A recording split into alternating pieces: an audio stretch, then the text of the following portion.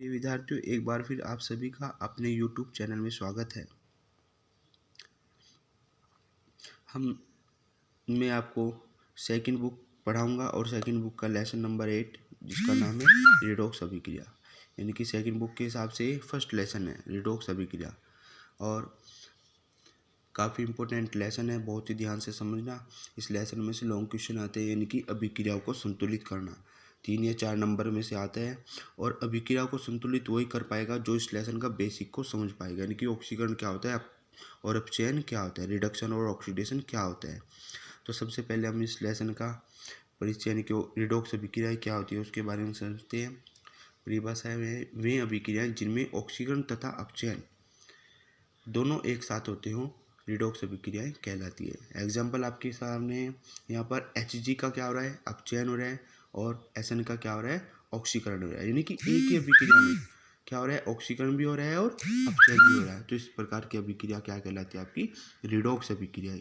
अब ऑक्सीकरण की पहचान क्या होती है, कैसे आप पहचानेंगे ऑक्सीकरण कैसे होगा, अपचयन कैसे पता लगा कि इसका अपचयन हुआ, कैसे पहचाना आपने, या इसका ऑक्सीकरण हुआ तो कैसे हुआ, ये सब कैसे हुआ, इस सब के बारे में मैं आपको अब बताता हूँ। यहाँ पर इसमें ऑक्सीकरण ऑक्सीडेशन क्या होता है, यानी कि ऑक्सीडेशन की पहचान क्या होती है। वे अभिक्रियाएं जिनमें निम्नलिखित क्रियाएं होती है। कौन कौन सी, सबसे पहले पॉइंट नंबर 1, ऑक्सीजन का संयोग।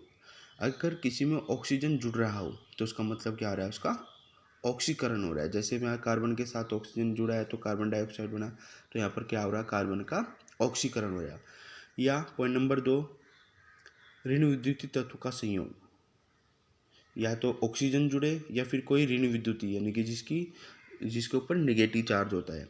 जैसे क्लोरीन के ऊपर नेगेटिव चार्ज होता है, तो यहाँ भी इस फ्लोरीन का क्या हो रहा है, यहाँ पर फ्लोरीन का और क्लोरीन की रिएक्शन हो रही है तो FeCl3 बना है। तो यहाँ पर Cl2 क्या होता है, ऋण विद्युतीय होता है। Cl क्या होता है, इसकी इलेक्ट्रोनेगेटिव होता है, ये फ्लोरीन के साथ जुड़ा तो FeCl3 बना। तो यहाँ पर फ्लोरीन का क्या हो रहा है, यहाँ पर ऑक्सीकरण हो रहा है। पॉइंट नंबर 3, हाइड्रोजन का निकलना, यानी रिमूवल ऑफ हाइड्रोजन। हाइड्रोजन का बाहर निकलना भी आपका कहलाता है, आपका ऑक्सीकरण कहलाता है। अभिक्रिया एग्जाम्पल आपके Zn प्लस HCl, तो ZnCl2 प्लस H2 बना, तो यहाँ पर भी क्या हो रहा है, ऑक्सीकरण हो रहा है। पॉइंट नंबर 3 पॉइंट नंबर 4 सबसे इम्पोर्टेंट पॉइंट है ये। पॉइंट नंबर 4 आपका इम्पोर्टेंट पॉइंट है, काफ़ी ध्यान से रख देना इस पर। ऑक्सीकरण संख्या में वृद्धि।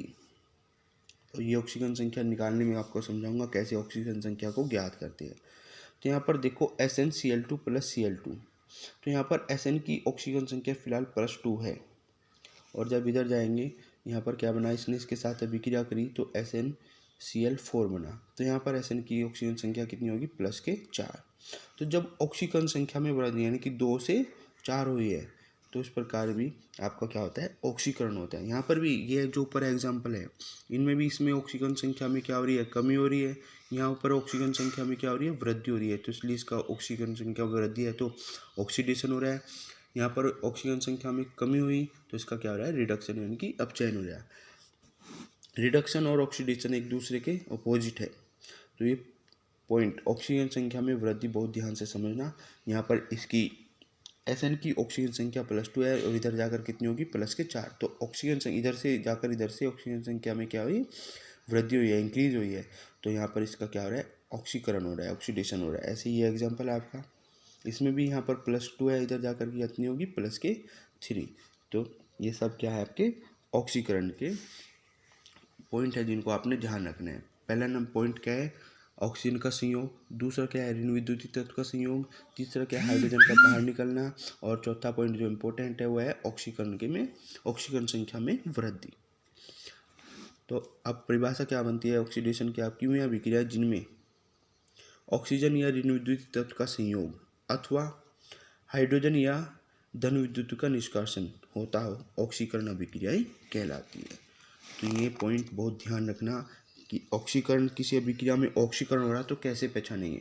तो सबसे पहले आपने देखना कि क्या उसमें ऑक्सीजन जुड़ी हुई है, या फिर क्या उसमें ऋण विद्युतीय तत्व जुड़ा है, या हाइड्रोजन बाहर निकला हुआ है, या फिर सबसे लास्ट देखेंगे उसकी ऑक्सीजन संख्या में वृद्धि।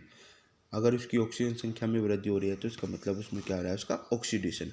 अब ऑक्सीडेशन के बाद आता है अपचयन, रिडक्शन।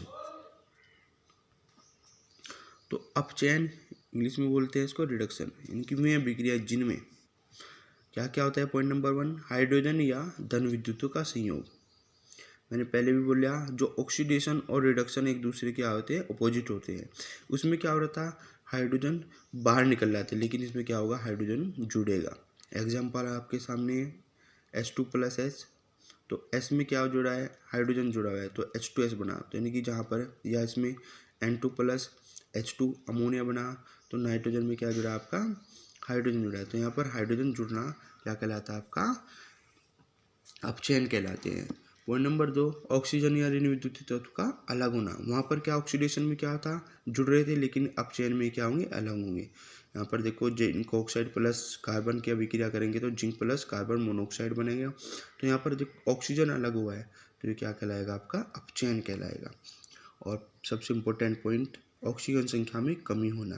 वहाँ पर क्या होती है, ऑक्सीजन संख्या में वृद्धि हो रही थी, लेकिन यहाँ पर ऑक्सीजन संख्या में क्या होगी, कमी होगी। ऑक्सीडेशन नंबर यहाँ पर Fe की ऑक्सीजन संख्या कितने +3, इधर जाकर कितनी होगी आपकी +2। तो ये ऑक्सीडेशन नंबर में क्या हो रही है, कमी हो रही है। या यहाँ पर देख सकते हैं इस एग्जांपल में, यहाँ +2 है Hg की, और इधर पारे की कितनी होगी, +1। तो अभी ऑक्सीजन संख्या में क्या हो रही है, कमी हो रही है। तो जब ऑक्सीजन संख्या में कमी होगी तो आपका रिडक्शन होगा, और जब ऑक्सीजन संख्या में वृद्धि होगी तो आपका ऑक्सीडेशन होगा। काफ़ी इंपॉर्टेंट टॉपिक है, बहुत ही ध्यान से समझना। छोटा चैप्टर है लेकिन बहुत हार्ड सा है थोड़ा सा, क्योंकि आप जो बेसिक है उसका ध्यान से नहीं समझ पाते।